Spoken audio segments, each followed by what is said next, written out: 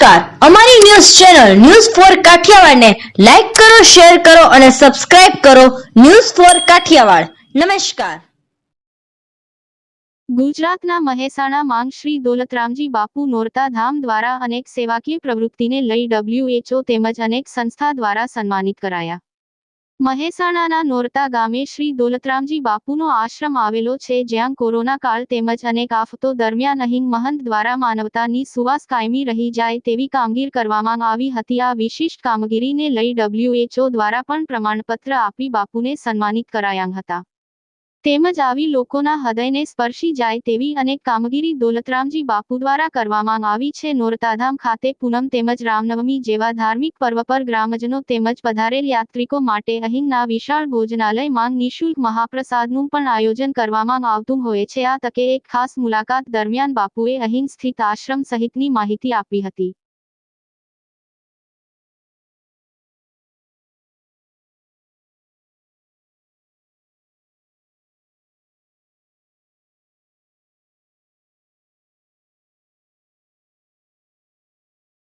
जी बापू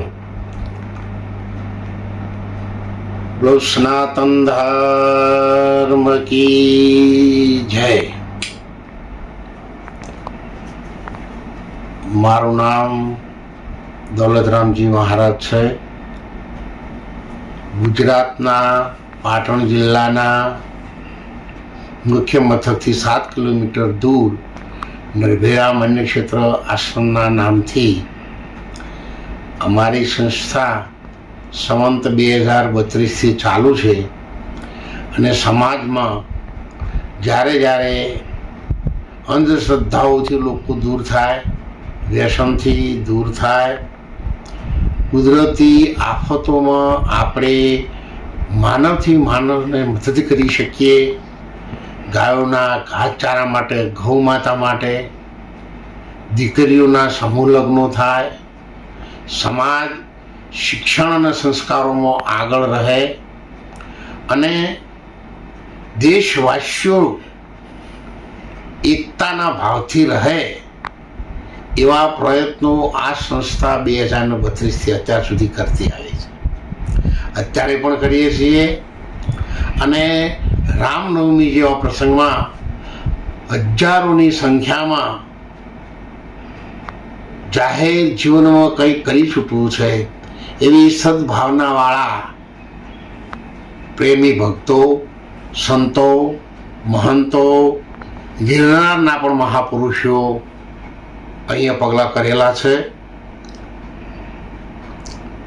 આપણું સૌનું જીવન સારું રહે એવા ભેગા મળી અને આપણા દેશવાસીઓની મદદરૂપમાં પણ COVID-19માં WHO સંસ્થા દ્વારા વિશેષ સેવાનું કાર્ય કરવા બદલ વર્લ્ડ બુક ઓફ રેકોર્ડમાં પણ અમારી સંસ્થાનો સમાવેશ કરવામાં આવેલો છે.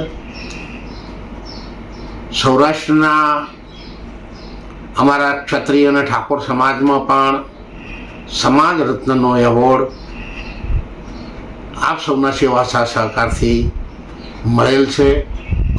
મારી ઉંમર તો 75 વર્ષની થઈ જવા આવી છે, પણ હું આપ સૌને વિનંતી કરું છું, જાહેર જનતાને પણ વિનંતી કરું છું, સાધુ સંતોના ચરણો પણ મસ્તક નમાવીને વિનંતી કરું છું, પત્રકાર મિત્રોને, મીડિયાના સૌ સ્વજનોને વિનંતી કરું છું કે ઉત્તરોત્તર આપણા દેશની સંસ્કૃતિનું જતન થાય, આપણા પરંપરાથી આવતી ભારતીય સંસ્કૃતિને આપણે જાળવી રાખીએ, એવા યુવા ધનમાં આ સંસ્કારો જળવાઈ રહે અને આડાવાળા પરચુણિયા માર્ગોમાં એની શક્તિ ન વપરાઈ જાય એના માટે આપણે એકબીજાના પૂરક બની અને કામ કરી અને આપણી સંસ્કૃતિ હંમેશના માટે માનવના લોહીમાં જાગૃત રહે એવા આપણે બધા પ્રયત્નો કરવા સાથે ભારત માતા કી જય, ગિરનારી મહારાજ કી જય.